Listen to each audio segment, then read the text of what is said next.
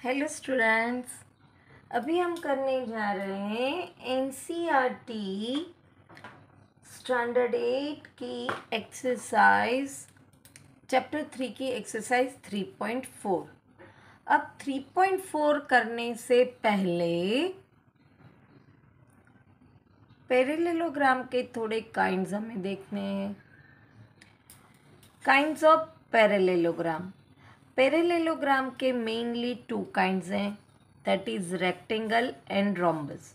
और रेक्टेंगल का एक सब काइंड है, दैट इज स्क्वायर। अब हमें उसकी प्रॉपर्टी देखनी है, तो हमारे लिए एक्सरसाइज 3.4 बहुत ही इजी हो जाएगी। रेक्टेंगल में क्या होता है, opposite sides are equal and parallel होती है और ऑल एंगल्स आर 90 डिग्री होता है। उसका जो डायगनल है वो इक्वल होते हैं और सिर्फ बाइसेक्ट करते हैं। बाइसेक्ट का मतलब है एक साथ टू पार्ट होना। जैसे कि ये रेक्टेंगल है तो इसके डायगनल इक्वल होते हैं और ऐसे बाइसेक्ट करते हैं तो ये दोनों पार्ट इक्वल हुआ, ये पार्ट इक्वल हुआ। जबकि रोम्बस में ऑल साइड्स आर इक्वल होती है पर एंगल ज़रूरी नहीं कि 90 डिग्री हो और डायगनल्स आर नॉट इक्वल, पर वो परपेंडिकुलर बाइसेक्टर होते हैं। परपेंडिकुलर बाइसेक्टर का मतलब होता है कि वो एक दूसरे को जहाँ पे भी इंटरसेक्ट करते हैं वहाँ पे 90 डिग्री बनाते हैं। और बाइसेक्टर यानी एक से दो पार्ट बनाना। उसके बाद स्क्वायर की प्रॉपर्टी लेते हैं, तो स्क्वायर में ऑल साइड्स आर इक्वल होती हैं। स्क्वायर में आधी प्रॉपर्टी रेक्टेंगल की है, आधी रोम्बस की है। तो ऑल साइड्स आर इक्वल वो रोम्बस की तरह है, ऑल एंगल्स आर 90 डिग्री वो रेक्टेंगल की तरह है, डायगोनल्स आर इक्वल वो रेक्टेंगल की तरह है और परपेंडिकुलर बाइसेक्टर वो रोम्बस की तरह है।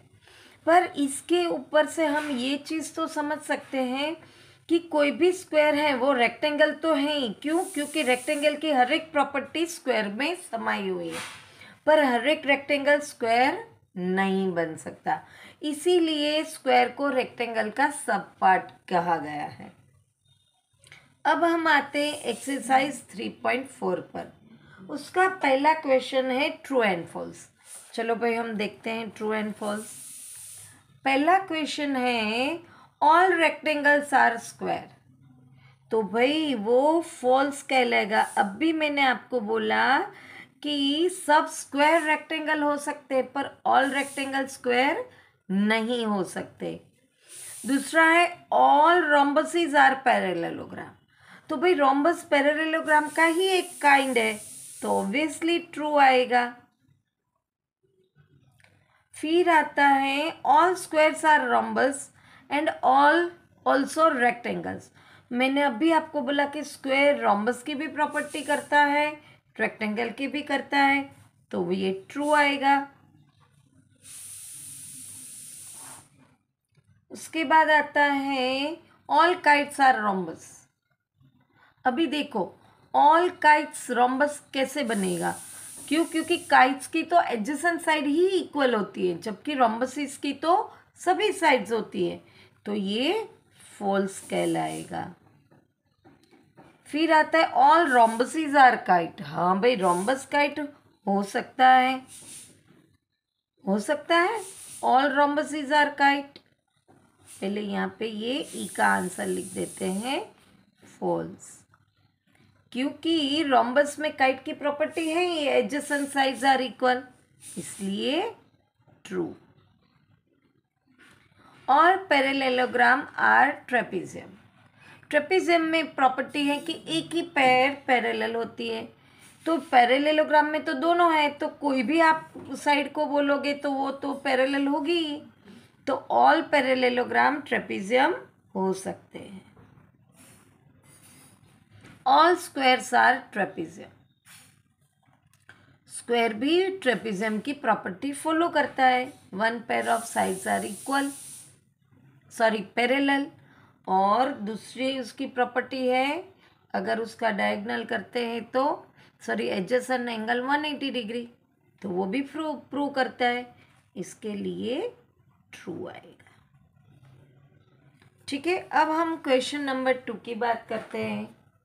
क्वेश्चन नंबर 2 में यहाँ कहा गया है identify all the quadrilaterals that have 4 sides of equal length. अभी कौन कौन से क्वाड्रिलेटरल को चारों साइड इक्वल लेंथ की होती है? तो एक होता है पैरेलेलोग्राम, दूसरा होता है स्क्वायर और तीसरा होता है रोम्बस। जबकि यहाँ पे पूछा है राइट एंगल्स हो, हर एक राइट एंगल हो, तो उसमें आएगा, अभी हमने प्रॉपर्टी देखी है रेक्टेंगल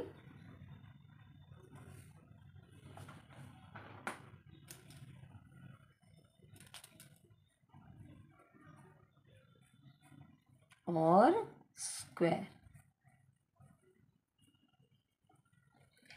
उसके बाद हम आते हैं क्वेश्चन नंबर 3 पे। यहाँ पे हमें पूछा गया है ये चैप्टर, ये जो एक्सरसाइज है 3.4 वो पूरी प्रॉपर्टी बेस्ड है। अगर प्रॉपर्टी आती है तो आराम से हम इसको कर सकते हैं। इसमें कहा गया है explain how a square is a quadrilateral.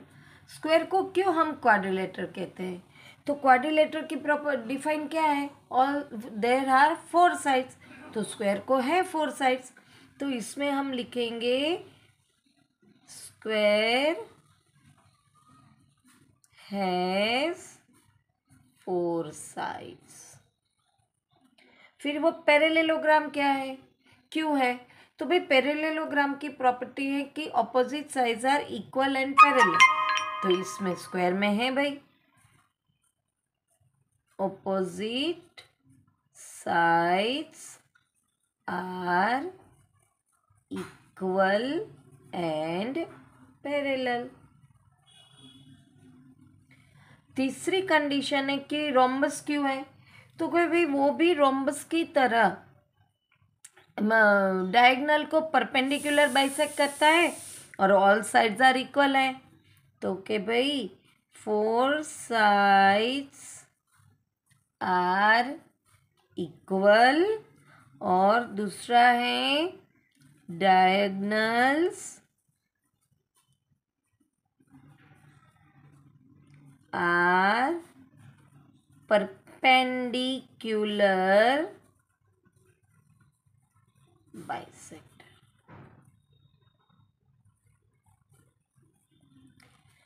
फिर वो रेक्टेंगल क्यों है? तो कि भाई रेक्टेंगल की तरह उसके all the 4 angles are 90 degree हैं, तो all the 4 angles are equal and वो है 90 डिग्री। यहाँ पे क्वेश्चन नंबर 3 आसानी से खत्म हो गया। क्यों? क्योंकि हमें प्रॉपर्टी पता थी। अब क्वेश्चन नंबर 4 पे आते हैं। Name the quadrilateral whose diagonals bisect each other. किसके किसके क्वाड्रिलेटरल के डायगोनल बाइसेक्ट ईच अदर करते हैं? तो एक तो आता है पैरेलेलोग्राम, फिर आता है रेक्टेंगल, फिर आता है स्क्वायर एंड लास्ट में आता है रोम्बस। क्योंकि यहाँ पे सिर्फ बाइसेक्ट पूछा था। अब वो परपेंडिकुलर बाइसेक्टर है तो उसमें सिर्फ 2 ही क्वाड्रिलेटरल आते हैं, स्क्वायर एंड रोम्बस। और पूछते हैं डायगोनल्स आर इक्वल, तो डायगोनल्स इक्वल किसके किसके होते हैं? तो कि भाई पैरेलेलोग्राम के होते हैं, फिर रेक्टेंगल के होते हैं एंड स्क्वायर के होते हैं, रोम्बस के होते नहीं हैं। उसके बाद क्वेश्चन नंबर 5 में पूछा है explain why a rectangle is a convex quadrilateral. तो भाई उसकी दो कंडीशन है, एक तो उसके vertexes are outside and diagonals are internal. Because each diagonals are interior of it and vertices are outside. Because its diagonals are interior of it, अंदर है, और vertices outside है. लास्ट क्वेश्चन पे आते हैं. ABC is a right angle triangle. ये ABC है जो यहाँ पे राइट एंगल ट्राइंगल है. O is the mid point of the side opposite to the right angle. ये राइट एंगल है, उसके ऑपोजिट का ये साइड AC है जिसका वो मिड पॉइंट है. तो ये दोनों पार्ट इक्वल हुए, ये दोनों पार्ट इक्वल हुए. और हमें और बताते हैं कि explain why O is equidistance from A, B and C. ये O है वो A, B और C से क्यों इक्विडिस्टेंस है. तो उसके लिए हम थोड़ा एक्स्ट्रा कंस्ट्रक्शन करेंगे. Let construct AB and CD equal and parallel to sides BC and AB. अब वो हो गया. नाउ ये करने से क्या हो गया. नाउ इट इज रेक्टेंगल बन गया. अब रेक्टेंगल बन गया तो वो रेक्टेंगल की प्रॉपर्टी लगेगी.